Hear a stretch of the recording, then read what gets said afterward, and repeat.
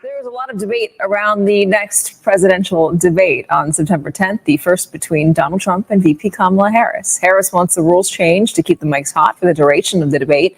And though Trump says the rules don't matter to him, he does also keep signaling that he doesn't want to face off with her. I think that's interesting that they're getting that he doesn't want to face off with her. Let me ask you guys this. Since we've been watching this, has anybody else gotten signals that Trump doesn't want to face off with her? If you've gotten those signals, give me a thumbs up. If you guys have not gotten those signals, give me a thumbs down. I've gotten the signals that he's not really into the games that are being played by the campaign managers, and he wants the rules of the debate to remain consistent. But that's literally the only thing that I've gotten. I didn't get any of this, what they're talking about here. Participate in the ABC's debate? Well, I watched this weekend, and it's the worst of all networks. George Stephanopoulos and all of the different people, and the worst. Joining us now, NBC News White House correspondent Mike Memoli, NBC News correspondent Shaquille Brewster in Detroit, Michigan, where former President Trump will be later today, and NBC News correspondent Vaughn Hilliard. So, Mike, is the debate going to happen? I think so, Katie, but I think, this debate over debates tells you a few things about where we are in this campaign. First, it tells you about the difference at the top of the ticket on the Democratic side, because remember, it was the Biden campaign that originally successfully dictated the terms of these two debates when they proposed them in May. At first, having no audience, and second, having a mute button that the candidates wouldn't be speaking when the other candidate was talking. Well, in retrospect, I think many Biden advisors would tell you they would have preferred to have that freewheeling exchange after all, that the president's poor performance may have been in part because he would have benefited from having a more lively exchange with Donald Trump. Kamala Harris, the vice president, of course, her team thinks that this is to their advantage, that the more Donald Trump is heard from, the better it is for them. They think that I don't think that that's the case. I don't think that that's the case at all. There's a lot of gaslighting going on.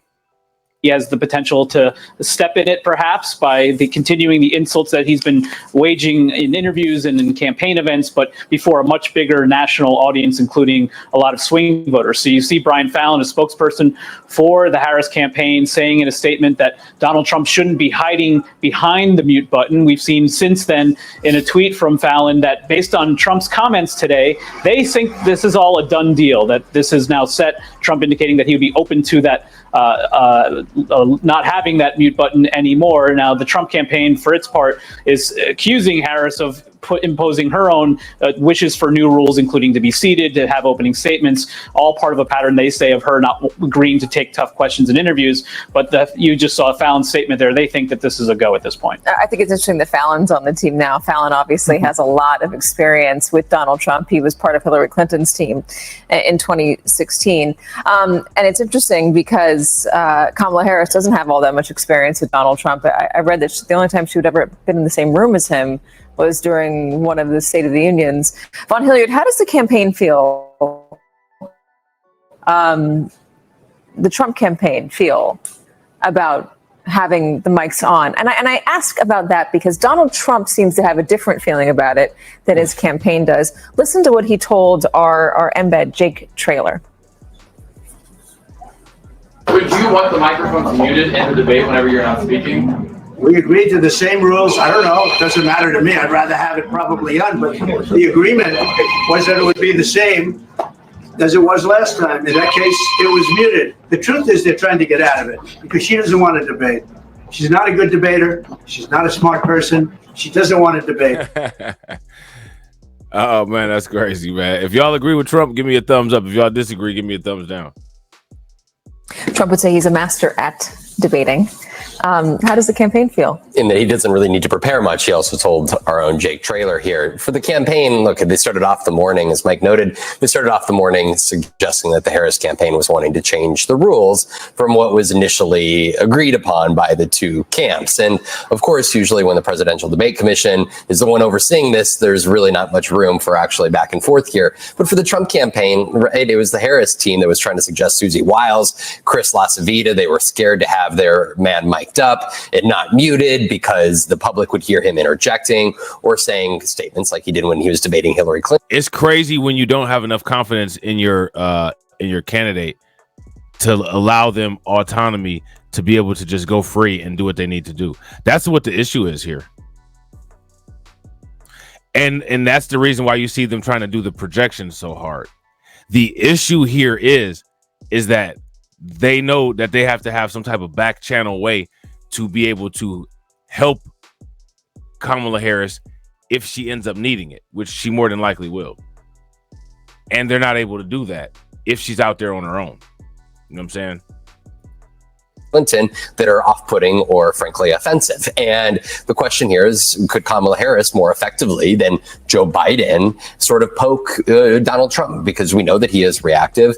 His own team who worked at the White House with him, several former administration members have talked about he's easily provoked and you're able to get him rattled. And so the question is, would Kamala Harris try to use that to his advantage? And right now, the Trump team wants to keep the rules in place as they are. Shaq, so what are you expecting a little bit later today when Donald Trump heads out to Michigan? He's been focusing a lot lately beyond the whether or he will not debate on veterans. Today, he was at Arlington National Cemetery honoring vets and the fallen from Afghanistan. Right.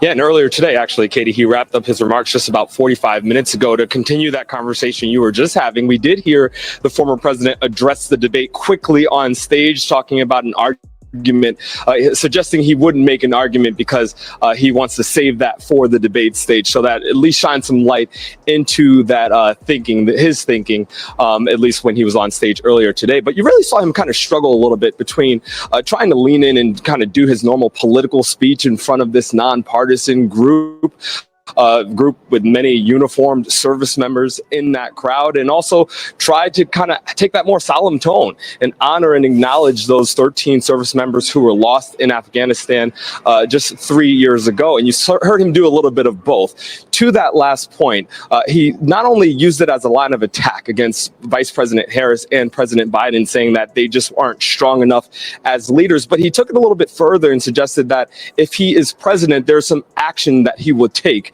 going back to that attack that we saw 3 years ago. Just listen to a quick bite of that moment.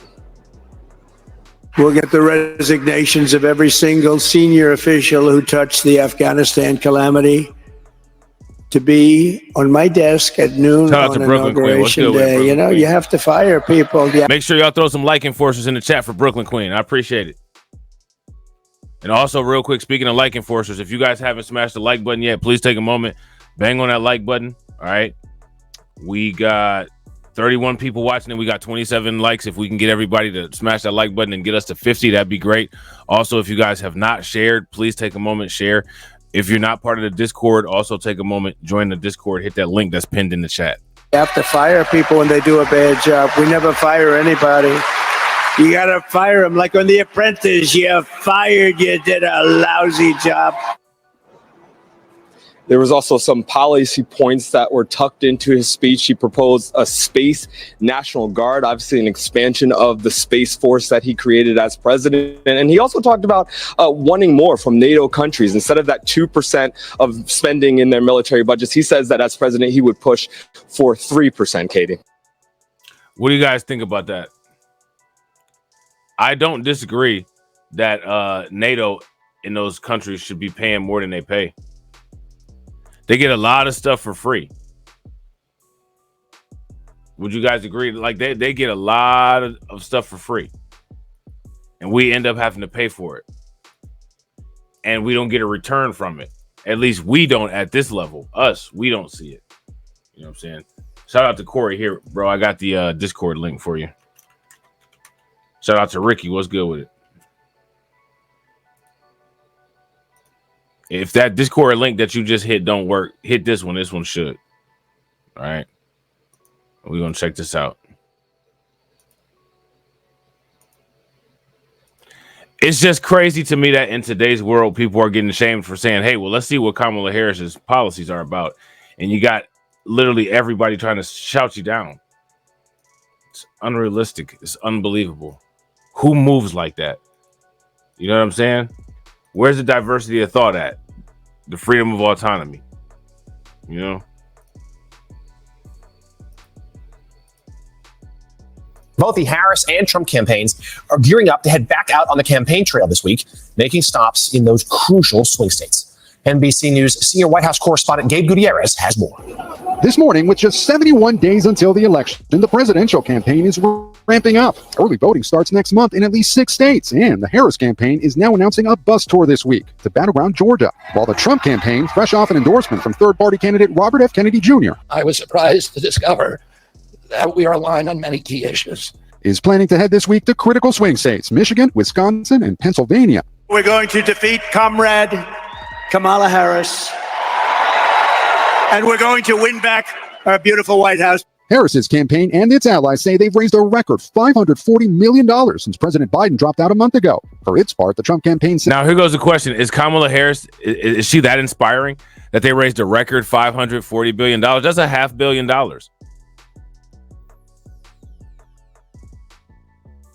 That's a $500 million. How did they get all that money so quick?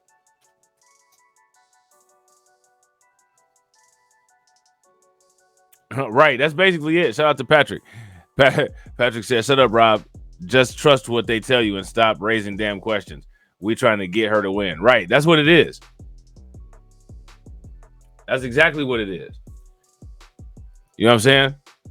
That we are aligned on many key issues. is planning to head this week to critical swing states, Michigan, Wisconsin, and Pennsylvania. We're going to defeat Comrade Kamala Harris, and we're going to win back our beautiful White House. Harris's campaign and its allies say they've raised a record $540 million since President Biden dropped out a month ago. For its part, the Trump campaign says it raked in almost $139 million last month. Now, with the Democratic National Convention behind her, there is mounting pressure on Vice President Harris to hold a formal press conference or a major sit-down interview. While on Meet the Press, Trump's... So, again, this is MSNBC. They're talking about the pressure that's on her to go and talk to the media. This is the liberal media saying this stuff.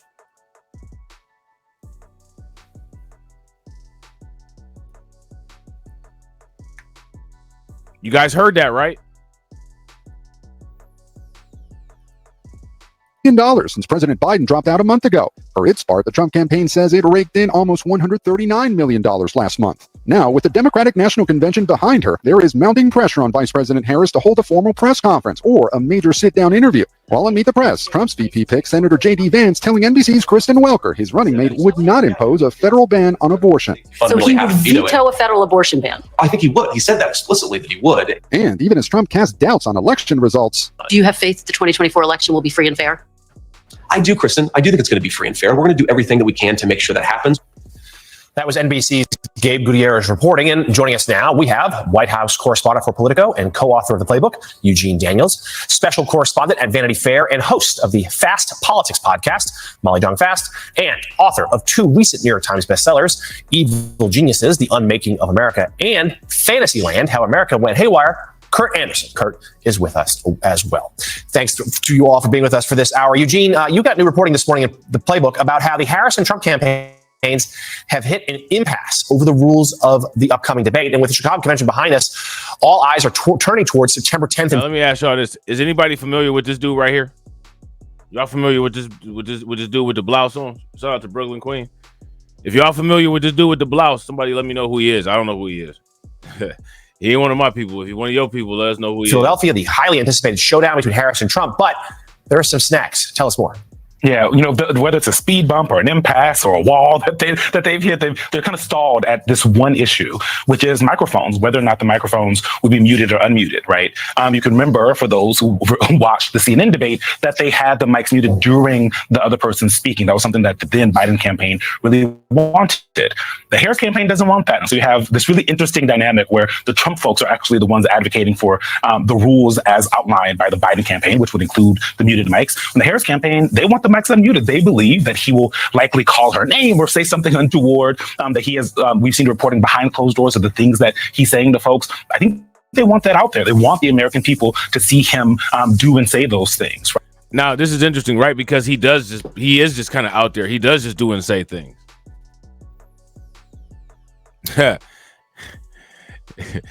He up here dressed like how they were dressed on Django. Right. It's really interesting. You know, I talked to both J.C. Miller at the Trump campaign and Brian Fallon at the Harris campaign, and they're both blaming the other one, the folks for this impasse. But at the end of the day, the negotiations with the Biden campaign no longer stand. Right. The Harris folks, when they said that they would do this debate, it was always under the fact that. Shout out to Shun C, the artist formerly known as Jordan Peele. Man, that's crazy. That's crazy right there.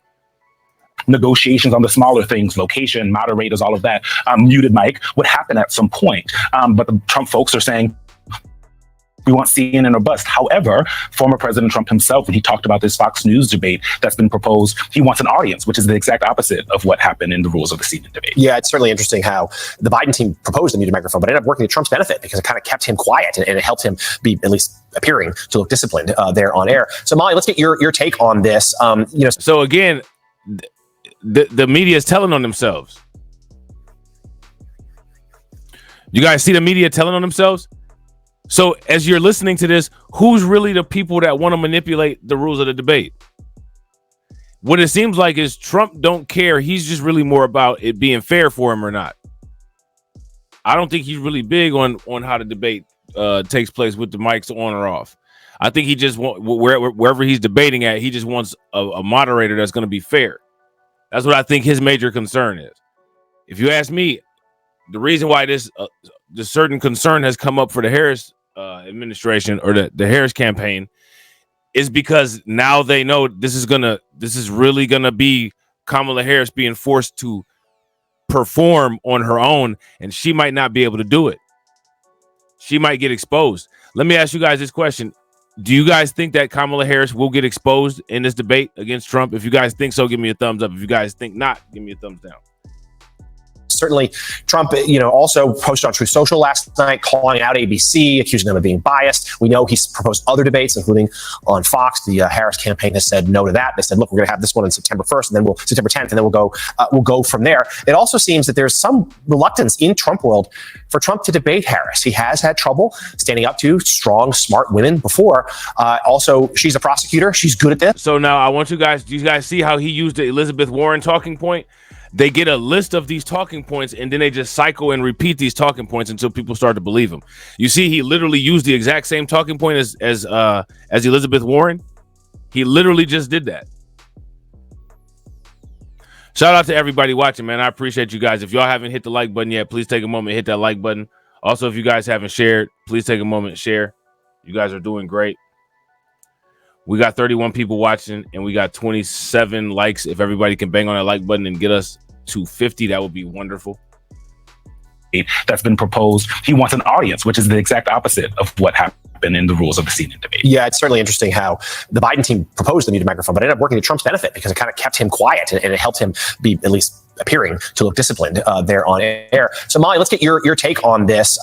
Certainly Trump, also posted on Truth Social last night, calling out ABC, accusing them of being biased. We know he's proposed other debates, including on Fox. The Harris campaign has said no to that. They said, look, we're going to have this one on September 1st, and then September 10th, and then we'll go from there. It also seems that there's some reluctance in Trump world for Trump to debate Harris. He has had trouble standing up to strong, smart women before. Who? When did he even have a beef with strong, smart women?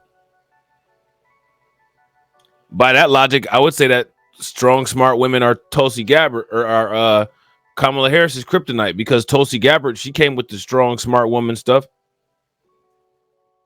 and shut Kamala Harris all the way down. So honestly, I've never seen Trump get shut down like how Kamala Harris got shut down by Tulsi Gabbard. So I would actually say that Kamala Harris is the one that has the weakness of being challenged by a strong woman.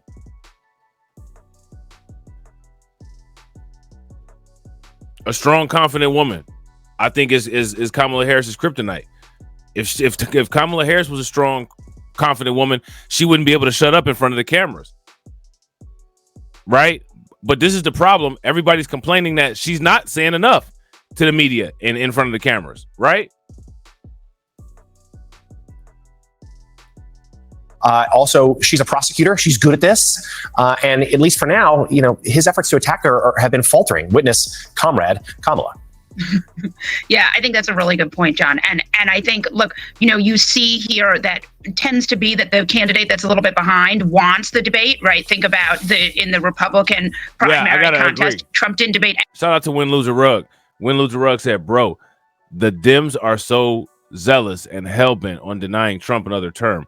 They've taken to the ends justifies the means stance. Yeah, I agree 100%, bro.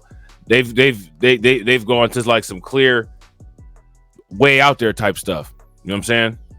Anyone, because he didn't want to elevate them, right? He didn't need it. So in this one, I think Trump is a little conflicted, right? Because he could use a debate to reset the, or at least his thinking is that he could use the debate to reset the campaign. But the problem, I think, for Trump is that we see all throughout Harris's career, she comes from the world of being a sex crimes prosecutor. So she has a lot of experience prosecuting. And I think also you'll remember that she was she was attorney general, she was a senator. And when she was a senator, she was famous for sort of nailing these members of the Trump administration, right, with questions.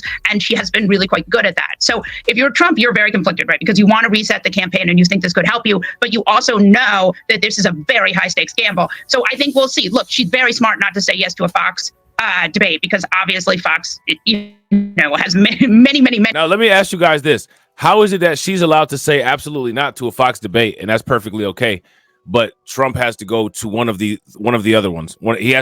Trump has to do his debates on the liberal ones, and that the liberals get to just automatically say no to going on Fox. Why is that even an option? How is that fair? I don't understand that. Any problems, and so I think that is not unusual. But for the debate that they've agreed, I think it's a win-win for her. But if he doesn't do it, I think that also works.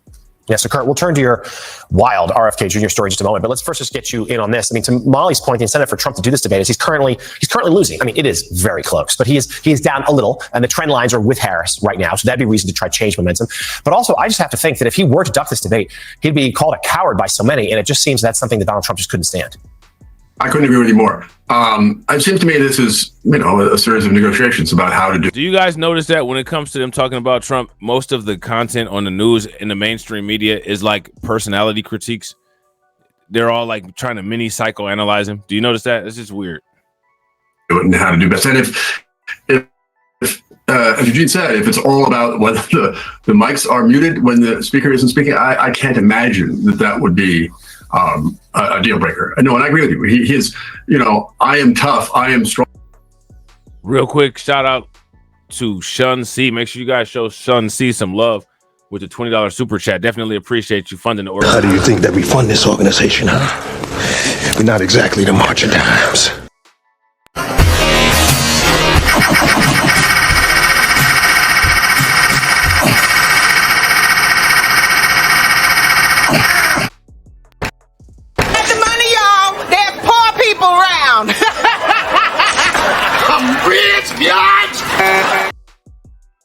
Sean C says, Rob, I appreciate all of your hard work with bringing us truth and knowledge. I appreciate it. Hopefully you guys enjoy it. Hopefully you guys get something out of it. You know what I'm saying? I'm going to just keep trying to make it better, more accurate, more frequent, higher quality. Same thing I've been doing since I started. Wrong. I'm not going to let this woman show who's tougher. I can't imagine he would accept that. And even, of course, he would invent ways around that. Oh, they're whatever it is. ABC is fake news. I can't imagine that would go down with even, some of his possible voters. Yeah, he'll make excuses, I would think, as to how he might do, but it's hard to imagine him not showing up that day. Yeah, so they cut that nonsense off real quick. That's hilarious.